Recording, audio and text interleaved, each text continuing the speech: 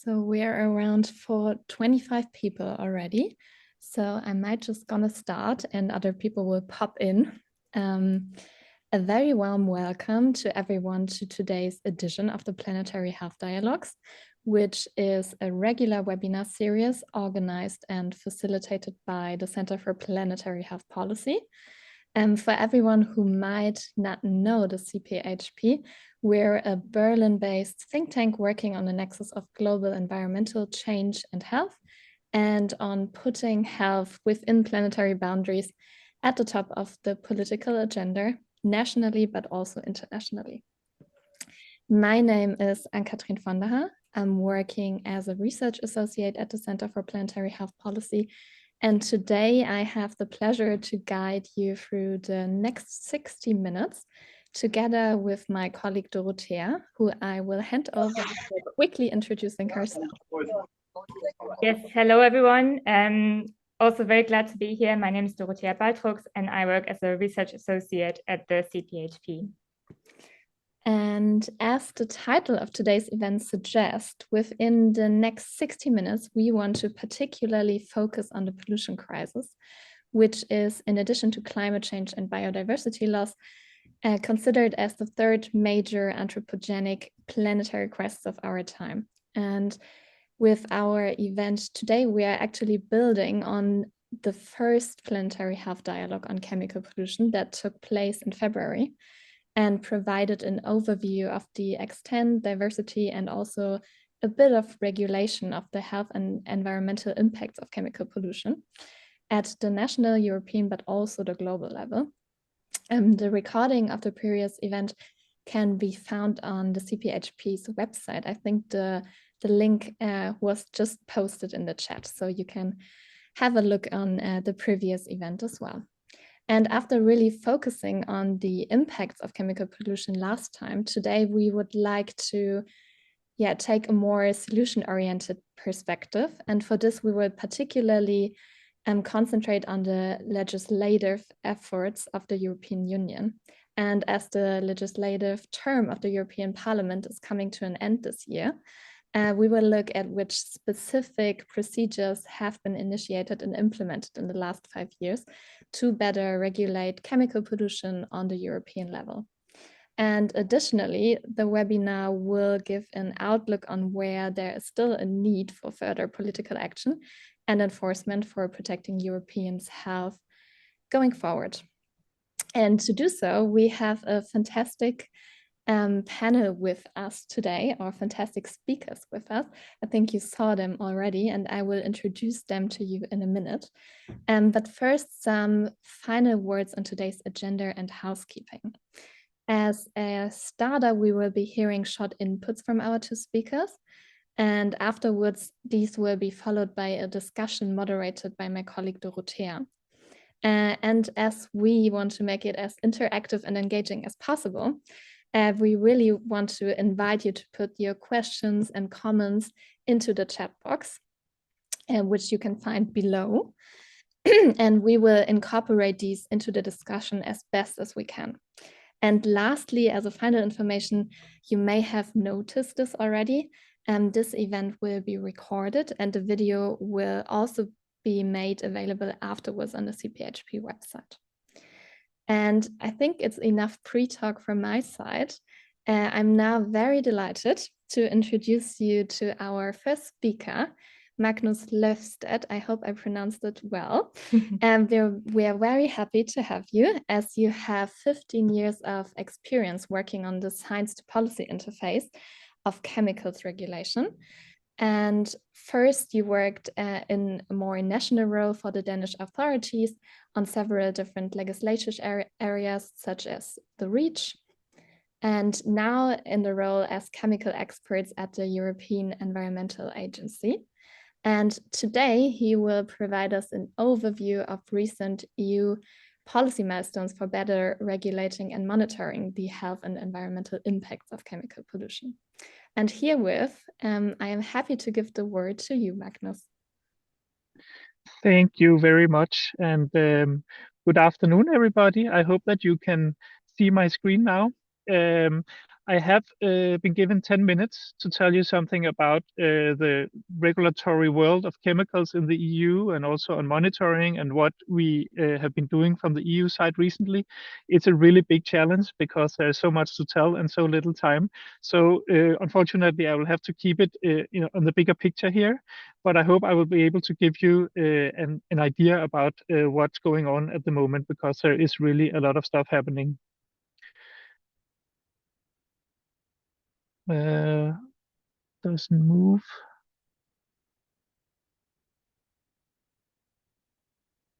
There it is. All right.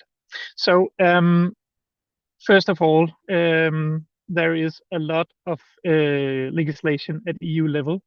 And I'm not really sure what the situation is like in Germany. In Denmark, where I live, there's a lot of focus on the media and what's happening on a local and national level. But you don't often hear that much about what's going on at the EU level, especially when it comes to chemical.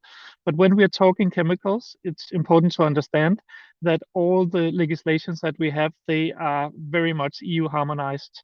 And that makes good sense because the products that we have on the market, it's an open market. So we buy and sell products, we buy and sell everything that contains chemicals within the EU. So we also need to agree on how they should be regulated to protect human health and the environment. And as you see here, you do that in many different ways. First of all, there are general regulations, like, for example, the REACH focusing on industrial chemicals. You also have legislations that are focusing on specific product types like cosmetics or toys, medicines, and so on. And then you have legislation that focus on specific groups, like, for example, workers, or that focus on environmental protection, so different protection targets, or human health, and so on. So it's a very complicated framework of different legislations that we have, and it takes a long time to get into these. Many people have worked their whole careers only focusing on maybe one or two of these legislations. But of course, they are all sort of interconnected in the way that they all deal with the chemicals and protection of human health and all the environment. But another way to look at this is to, if you want to understand conceptually how they work together, is to look at it in this way, where on the top you have these legislations that generate data or information on the chemicals. So under REACH, under the biocides product regulation and the plant protection products regulation, those are the ones where there are requirements for companies who are importing or producing chemicals to actually generate information on their toxic properties and also on how they are used, so the exposure part. And they do that often by conducting a number of different tests, sometimes in laboratory animals, sometimes they can be done without laboratory animals, but it's really important that we have information in order to understand the toxicity.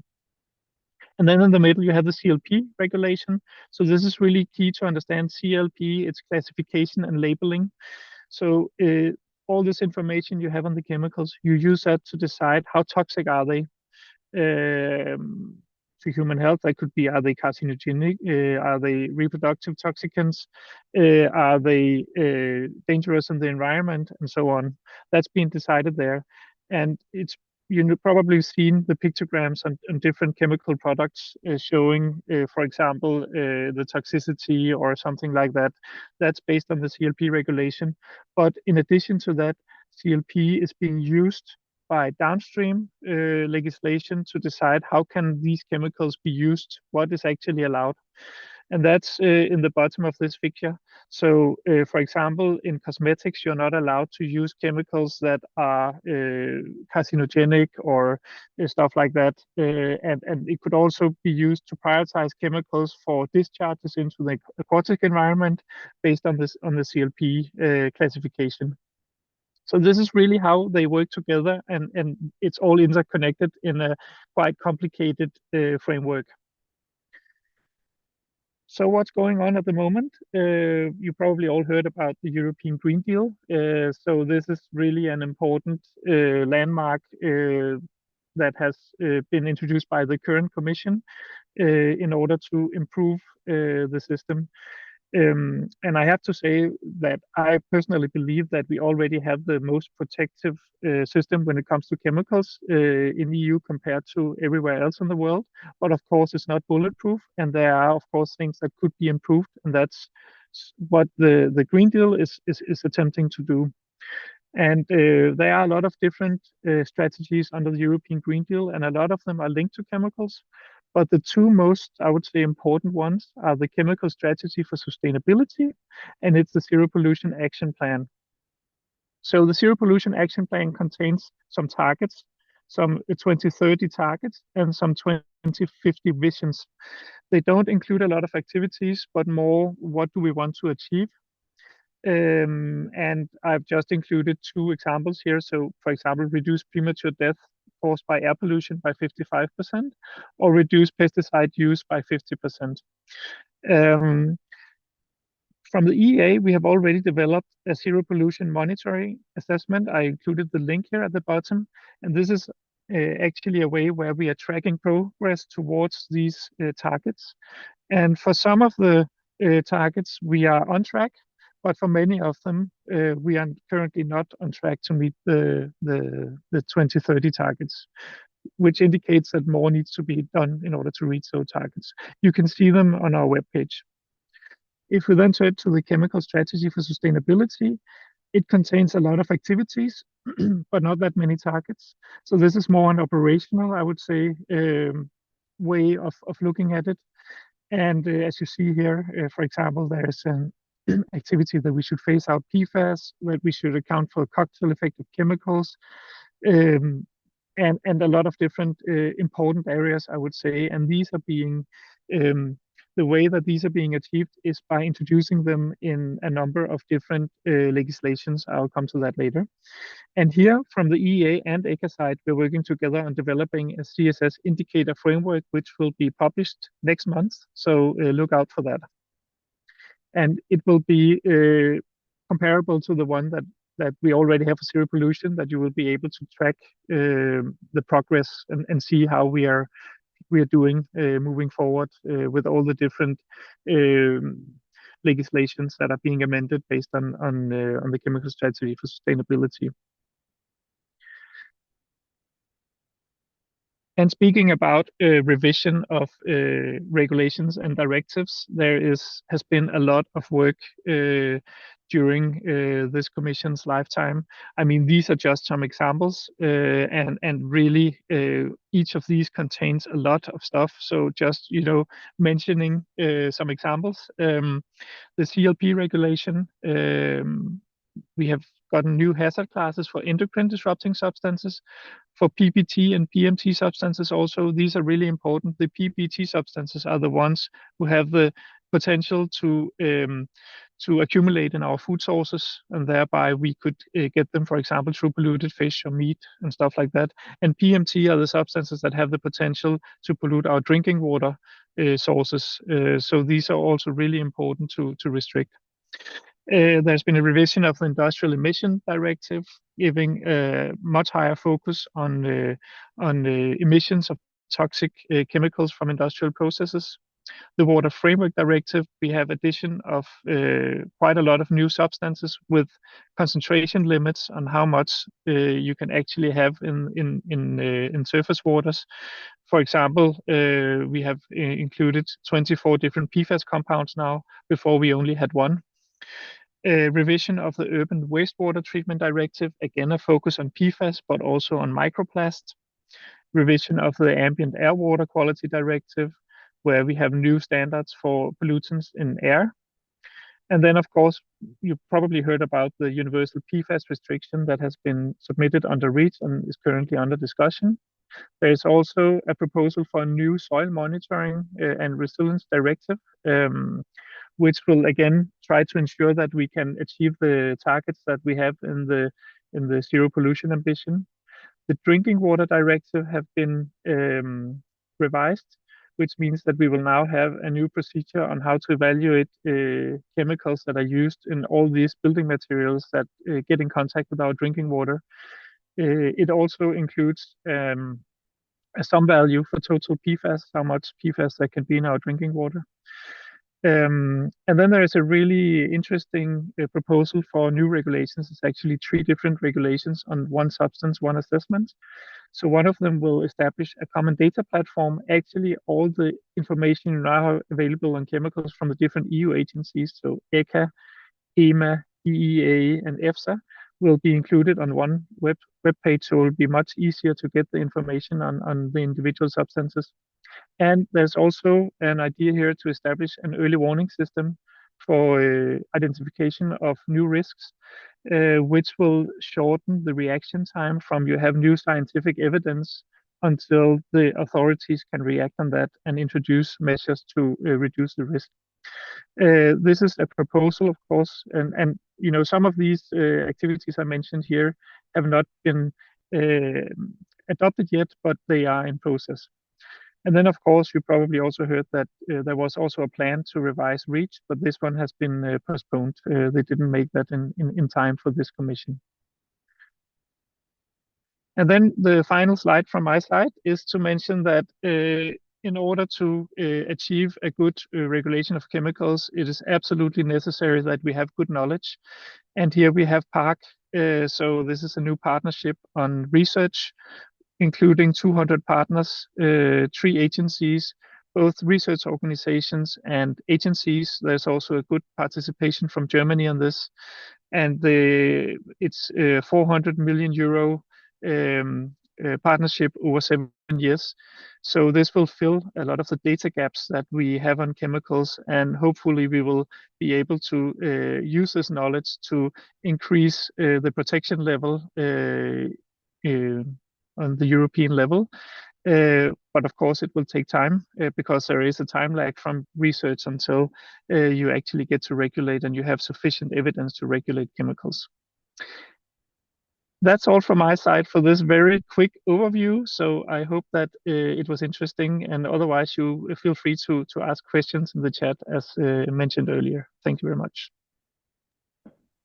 Thank you so much for the very, very good overview of a very complex policy field on the European level.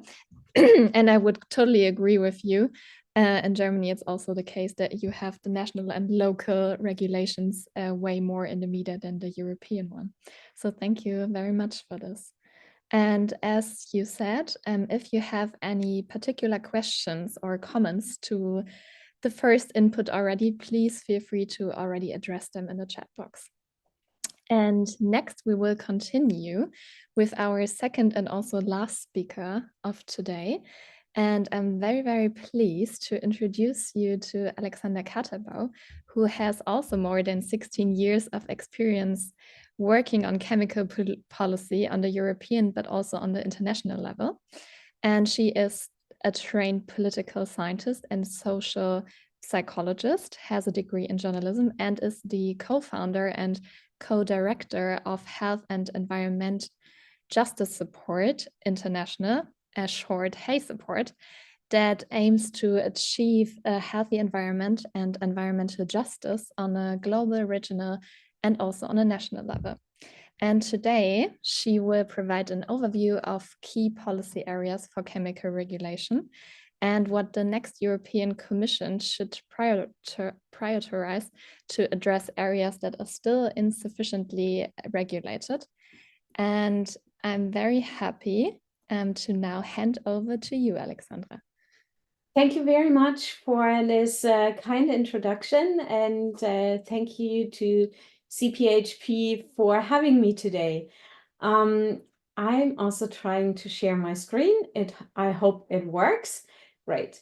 So yeah, thank you for having me. And I've been asked to talk a little bit about what we think as an NGO about the priorities for the next EU Commission. And this is why I put the headline here, the EU is still a front runner, because as the previous speaker, as Magnus said, yes, we have a very, very advanced chemical policy and regulation, but of course, there's always room for improvement, and we also have some gaps here. But I will come to that later. So here just quickly about us and where you can find us, but this was already part of the nice introduction. So I want to show you now what is the scope of the problem, just to give you a quick overview.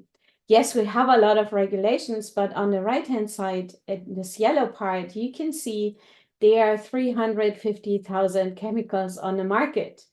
That is an estimation because nobody really knows. And of course, not all of them are hazardous or harmful. But we have currently 240 substances of very high concern in REACH. And there is an international UNEP convention called Stockholm Convention that can ban persistent organic pollutants. And here we have 30 on the list for banning, a little bit more for certain restrictions. Plastic is a lot in the media and these days. So I also brought you a figure, which is brand new from a report from PlastChem project that was released last week.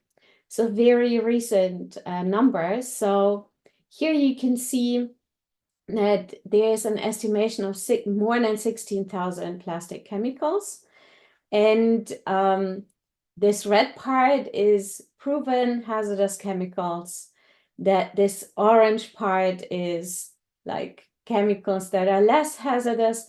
And the blue part is chemicals, and this is the majority, without hazard data. So we don't know anything about these chemicals. This is just to give you a scope of what is out there and what the problem is. So what should be the next priorities of the incoming commission? And we already talked about it. REACH is the main chemical regulation in the EU.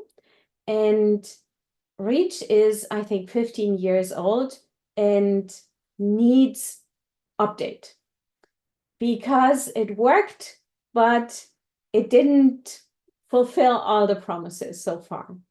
So there is, unfortunately, a high level of non-compliance. This means companies have to register the chemicals that they are using or producing, and these registrations are often not filled out properly. So there is a big part of these registrations that are non-compliant.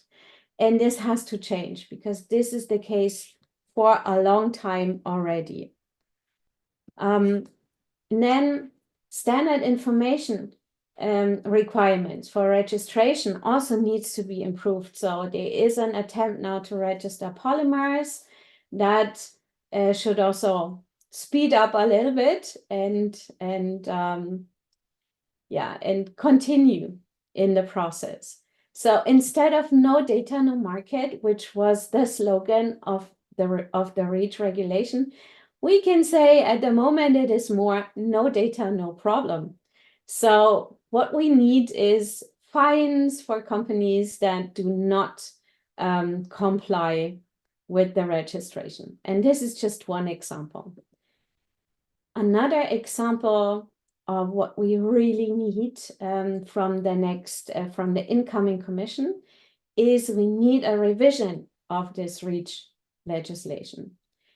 It is a bit slow. It has to speed up to assess and evaluate the chemicals. It should also do more to ban toxic chemicals in consumer articles. And I will come to that later. It should do more to promote substitution of hazardous chemicals and should apply the essential use concept. So you may ask, what is the essential use concept? And in a nutshell, it says only chemicals and products that are really necessary for the society should be allowed. Products that contain hazardous chemicals that are not really needed for our survival and for the benefit of the society should not be allowed. And of course, we need more transparency, more traceability. We need to increase information. So to revise REACH was a promise in the strategy for, I always get it, Chemical Strategy for Sustainability, CSS. That was a promise, but in 2020, but the Commission hasn't fulfilled it. And what makes it even worse is, and I put here a few lobby facts, and I can put some links in the chat later. There was heavy industry lobbying against the REACH revision. So even the ombudsperson of the EU just recently released a report saying that the EU Commission refused to share documents, for instance, that are supposed to be publicly available. So this has to change, of course, and yeah, the Commission should really speed up. And as NGOs, we are a bit worried if the new incoming Commission will pick this up or not, because that is not guaranteed at the moment. But we don't give up hope. Another topic that should be addressed is to ban toxic chemicals in consumer articles. So it is also a promise of the CSS, and you can read it here, but very little has been done so far. So we have a ban of PFAS and BPA in packaging. We have toys regulation that says, and this is now adopted by the European Parliament, that PFAS and bisphenols should be banned in toys, but still it needs some political process to go until it's finally adopted. And also a new report shows here the scope of the problem, saying that half of the dangerous product alerts last year concerned chemicals. And the top on the list was cosmetics, followed by toys. So these are very sensitive products. Children play with toys. We apply cosmetics directly on our skin. So that shouldn't be the case. And the health fact that I put here is a bit hard to read because it's very small. But what you can see is that almost everyone in the EU has bisphenol A in their body, and sometimes to very high levels. So that is another hope that we have for the EU Commission. And then another topic that is at the moment also very much discussed is the phase out of the so-called forever chemicals, PFAS.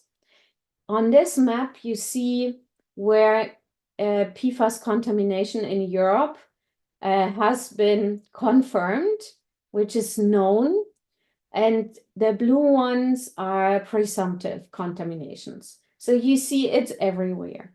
PFAS, we can even find PFAS in the rain that is falling down.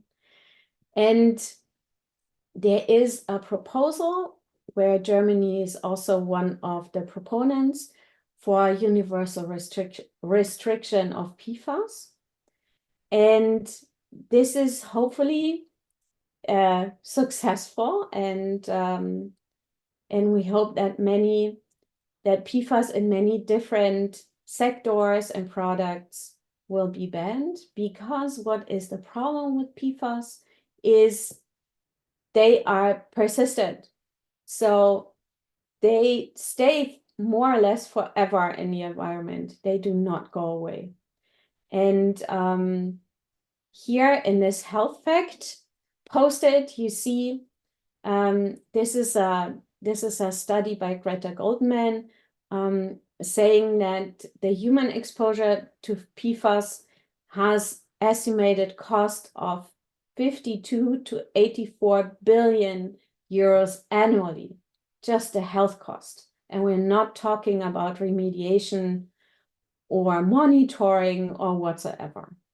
So that is a huge problem that really needs to be tackled.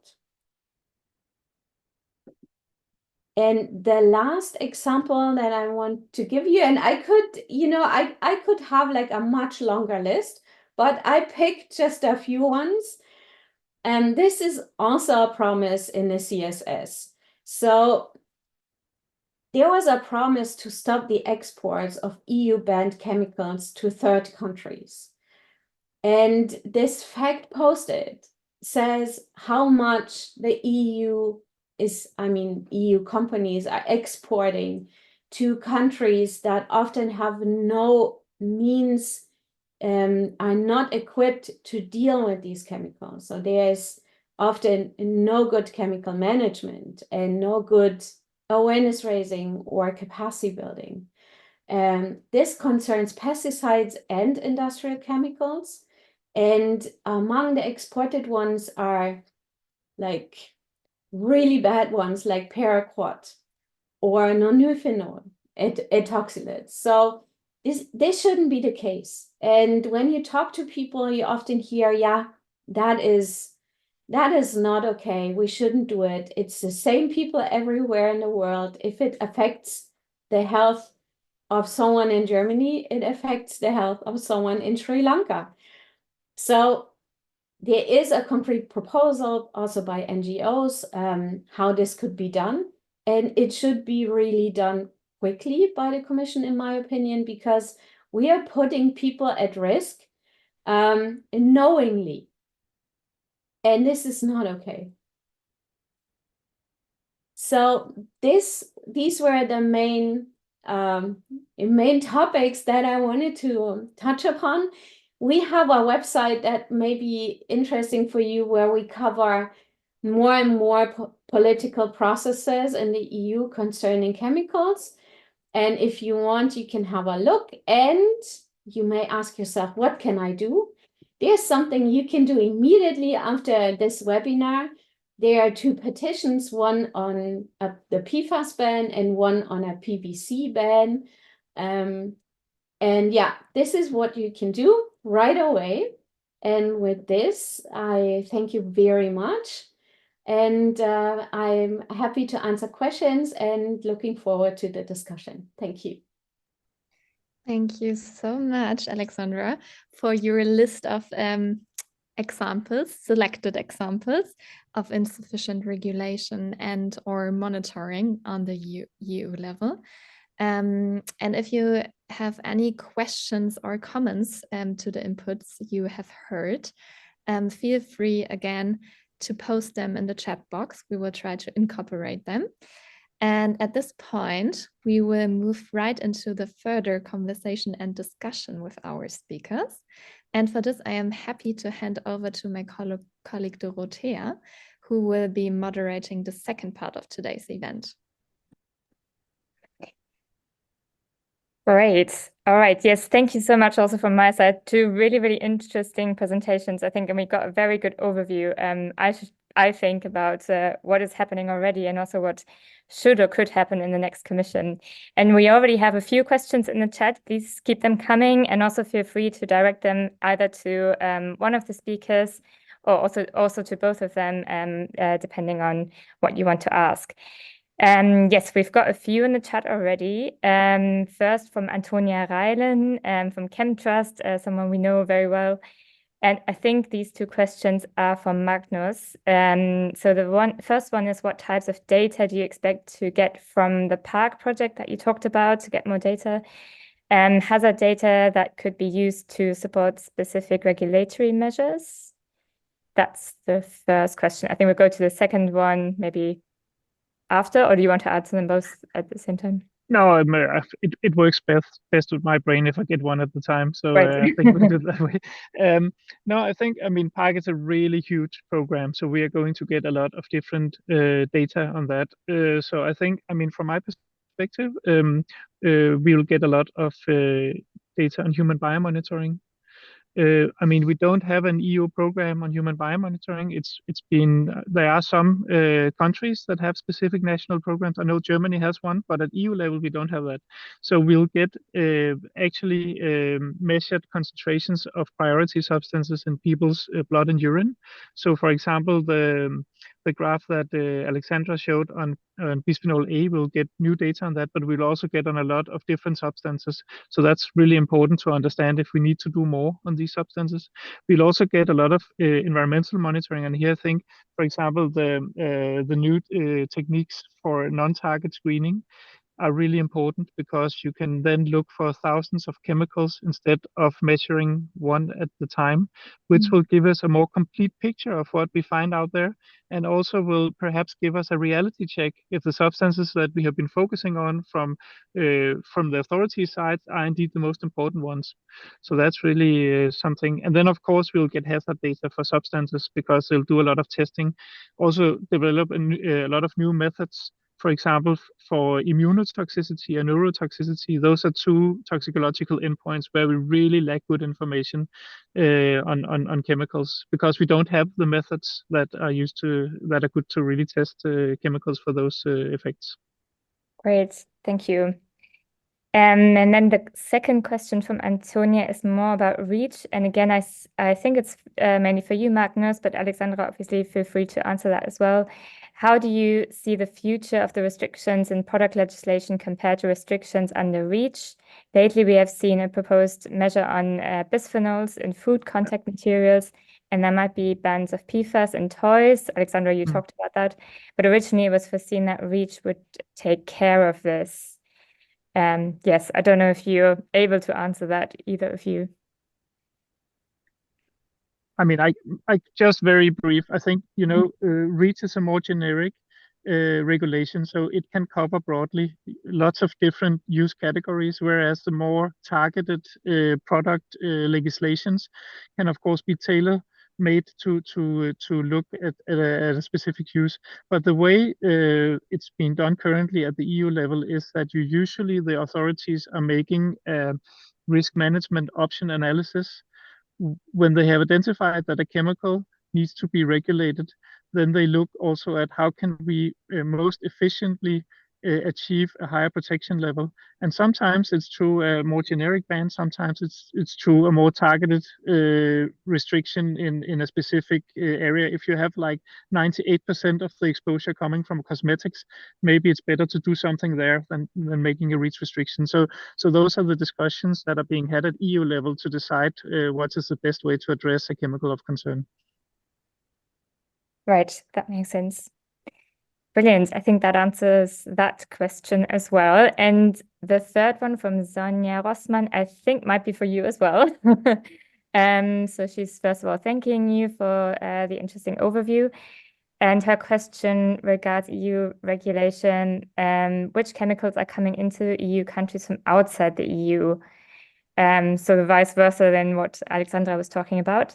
And then also, is there a gap between which rules EU companies have to follow regarding chemicals and which rules there are for non-EU companies to import chemicals into the EU? Yeah, I'll take the last question first. So which rules are there for non-EU countries? The thing is, when you introduce something on the European market, it's the person or the company who imports the stuff who are sort of legally responsible for putting it on the European market. So if there is a company from Japan or China or something who is exporting something, there needs to be a person who are liable within the EU who can be fined or put to court if something is not the way it should be. So you cannot just sell something on the European market, a chemical, if you don't have that. That would not be legal. But of course, as individual, we can all, go to an online marketplace and buy chemicals and import it through Wish or something else, chemical products. And then it's a little bit more tricky, because then we are buying directly from somebody outside of the EU, and we don't necessarily get the same protection level as we would of buying something inside of EU, where there are persons who need to oblige to certain rules. So the other question was, what kind of chemicals do we then get on the market? And here it's important to distinguish between what we call chemical products and what are legally defined as articles. So chemical products are cosmetics or detergents, usually something that is floating or where you have chemicals that are mixed together to make a product.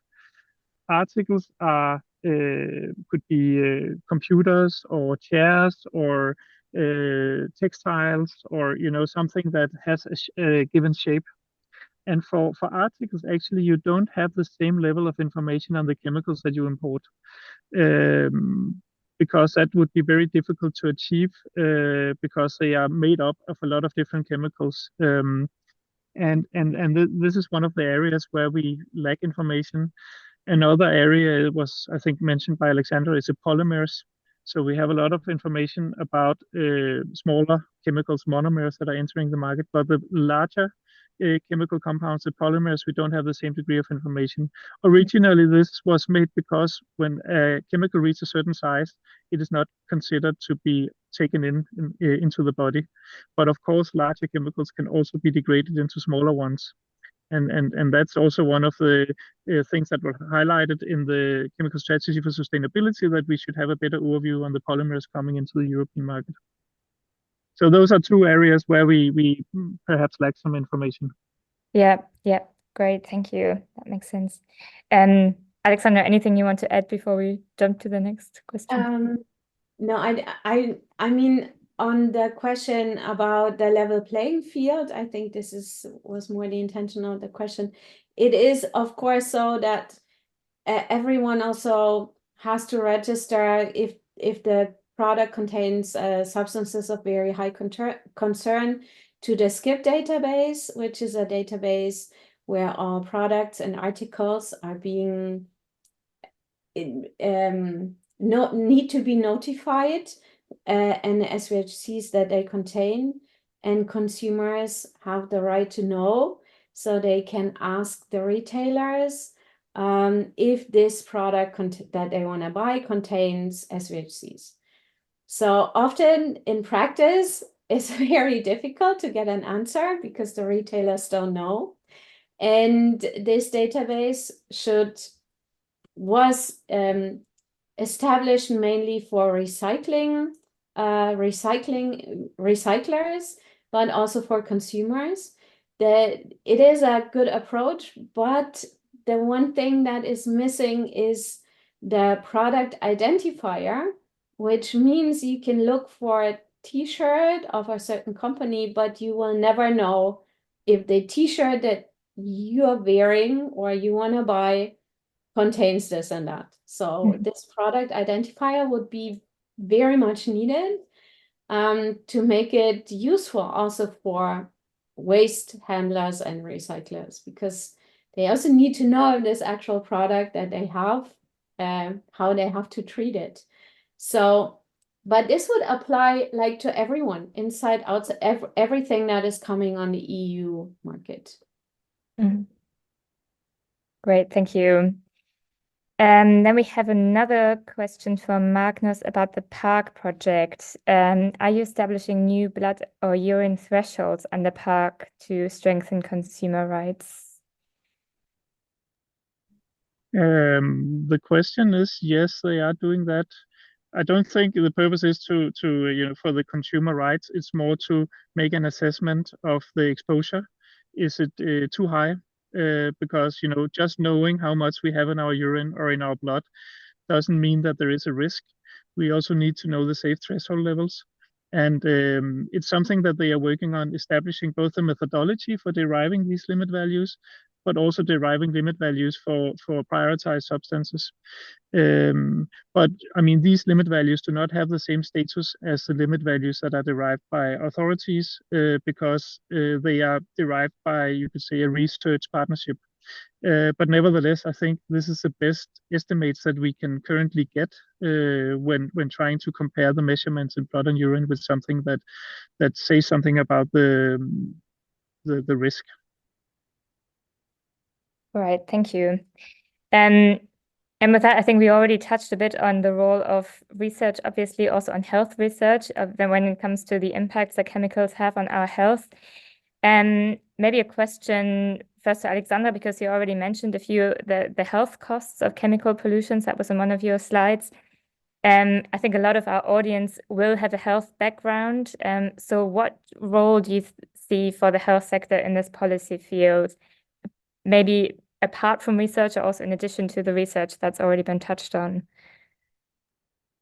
The health sector plays a very important role in all this. So first of all, in research, we need more research. I mean, we already know a lot about a lot of things, but still, we need to know what these chemicals do in our bodies, what health effects can occur. So one example, for instance, is micro and nanoplastics. We don't know much what they do in our body. We know what they do in ecosystems a little bit, but what they do in our body is still a field of research. But the research that we have, of course, shows there is harm, but we don't know the full extent. So research is important. Then we need health practitioners and experts to join in the awareness raising that we're doing. So it is often very important to inform people how can they, if they can protect themselves, what can they do? And sometimes easy measures help, like airing out, like buying organic food and so on. That is already reducing the exposure, but of course it's not a replacement for strict regulation that is protecting everyone. So we need health experts also in a political dialogue.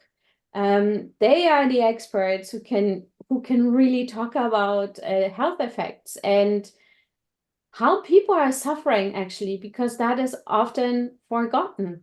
If we take the example of endocrine disrupting substances, we know that infertility is really linked to the exposure of many of these substances. And who doesn't know a couple that has problems with this? I mean, it's everywhere. And so this can be brought by health practitioners as well. And so we need them in the political debate very badly. And yeah, so just as a quick answer.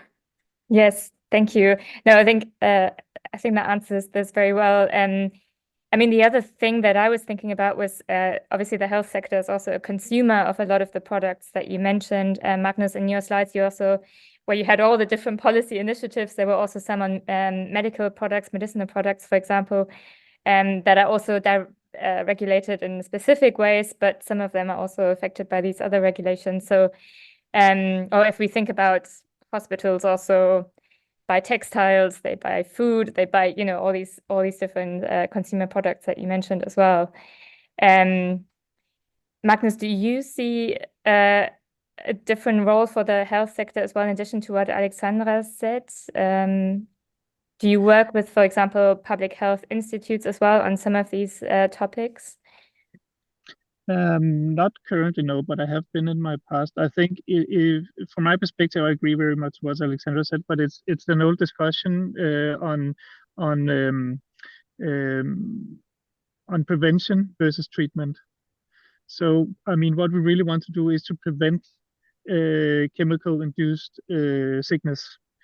Once people are getting sick from exposure to chemicals, we need to treat them, and that's very expensive, and it puts a lot of pressure on the healthcare system, but also a lot of indirect costs, reduced ability to work. You might require social benefits, and it can lead, as was mentioned, to reduced fertility, also reduced IQ.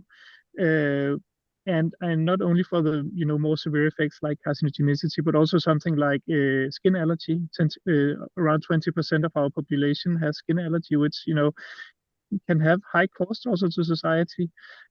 So I mean, this is very expensive. And when we are working in the chemicals area, we are working with the prevention. And I think here that relatively small improvements here could lead to large cost savings on the treatment part. And it's an interesting discussion. I think Alexander showed also some costs for was it PFAS related sort of diseases. And this is only, a small picture. It's very difficult to quantify the costs from chemical exposure. And it's also a discipline that is evolving quite a lot at the moment. So that we can actually, it's interesting and it's important for policy making that you actually can compare what are the costs of keeping chemicals on the market. There's a cost to companies for restricting chemicals. There's a cost to society for keeping them on the market, and to be able to compare those measures is important. Not because we need to reduce everything to the cost, but at the end, I think it's one important aspect to decide on when to act on something. Yeah, thank you. I think that makes a lot of sense. And maybe I can just ask you one more question about the role of the EEA in all of this, because I don't know if everyone is familiar with how you actually work and what your role in the European policy making landscape is. So maybe you can say just a few words how you work with also the national environment agencies like the Umweltbundesamt and others, and yes, how you see your role in all of this. Yeah, sure. I mean, at the EA, we are not a regulatory agency. Like ECHA and EFSA are regulatory agencies. They can restrict chemicals. We cannot. We don't have a mandate to do so.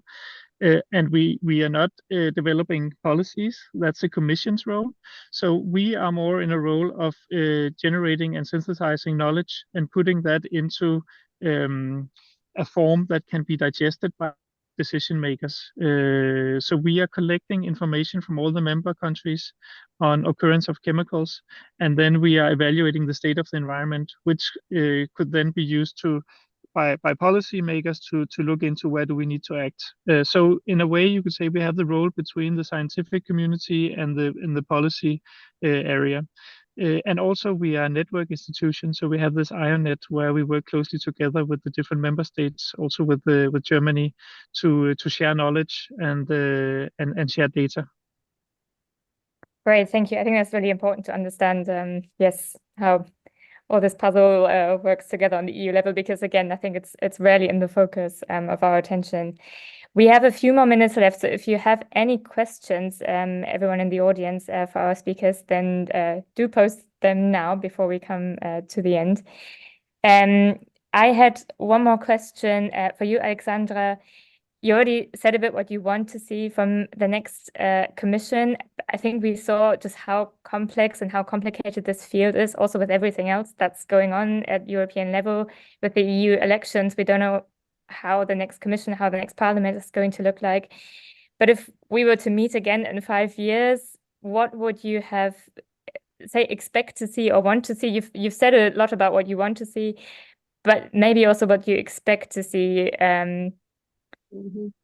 Yes.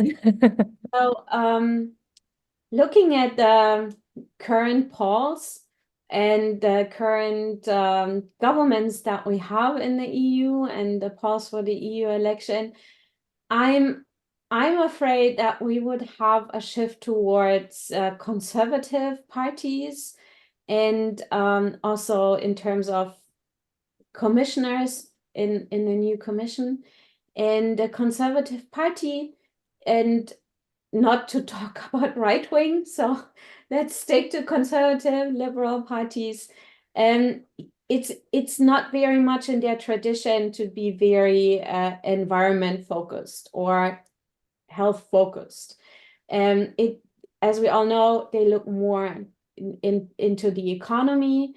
And what we saw already regarding, for instance, the REACH revision postponement is pretty concerning, I have to say.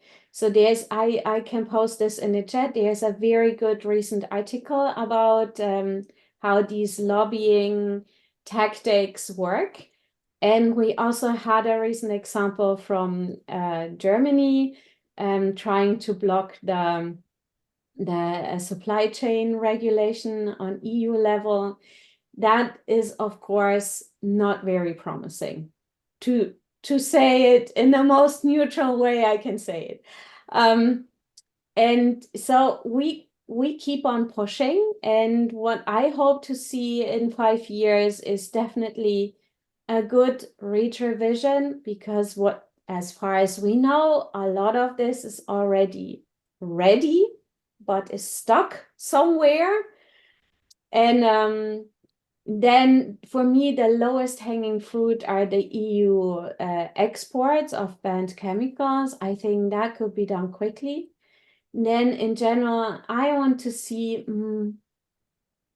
protection and prevention winning over, to put it in simple words, profit. And so there are industry narratives saying it's too much regulation. There's no level playing field and so on. So for this, there was quite quickly put together a new proposal for an industry directive being announced at a conference in the Netherlands. Or was it, I think in the Netherlands or in Belgium. Help me, I don't know. Yeah, anyway, it doesn't matter in the end. So it is, of course, we don't want to harm industry, because we all know this is also important for the economy, but a lot can be done. And putting money instead of lobbying into making things better, that would help a lot already. So, but we're always open to discussing things, and we will keep on doing this work and hope for the best. Thank you. Thank you. That's almost a good closing remark. Marcus, I was going to ask you the same question at the end, but now a different one has come in from Florian Schulze. Environmental medicine is based on identifying the source of disease and avoiding exposure. Patients should have better access to chemical analyses. Are you also working on possibilities to detox from chemicals under PARC? And are there any chemicals where there are therapies known? I don't know if you can answer that, actually, because it's almost quite a medical-focused question, but maybe you have some insights. I didn't hear the last part of your question, but at least, the identification of chemicals, I mean, for people who know that they are, for example, they're sensitized to certain substances, there are already some measures you can take, and on certain products you have labels, like, for example, cosmetics, you can see it. The problem is that it's not all substances that are sensitizing that are covered necessarily, so that can be difficult. It's something that there's a lot of discussions how to improve this. The difficult thing is you cannot get a chemical composition cannot be protected. It's if you label something, then others can copy that product. So that's sort of the difficulty in giving this access. And then I didn't hear the last part of your question. Yeah, so the last part about whether there are therapies known for basically for health problems caused by chemicals. I guess that depends very much on what the symptoms are that arise from the chemical exposure. So yeah, there are a lot of human studies. The problem in general is that something like allergy, you have a very close connection between exposure and the reaction. Mm-hmm. But for many other chemical induced effects, like long-term development of cancer over 20-30 years, or reproductive toxicity, where you can be exposed to a lot of chemicals during pregnancy, and then maybe some years later you discover that your child has something. It's very, very difficult to establish that in humans. Although that the epidemiological studies are improving also in quality. The problem here is also that we only establish that once we've had the effect happening in mm-hmm. quite a lot of people. And what we really want to achieve by preventing chemical policies is to actually avoid having these chemicals on the market and the exposure in the first place. And to do that, we need predictive models. So but it's very important also to get information from humans in the end, because we don't catch everything with our predictive models, and this will sort of give us important information. Great. I think that answers that very well. So we've all learned that all this chemical regulation is also prevention policy for the health sector, quite important. And yes, I think we've covered a lot of things that we can take away for the health policy sector as well. I feel like we could talk about this for a lot longer, but we've run out of time, unfortunately.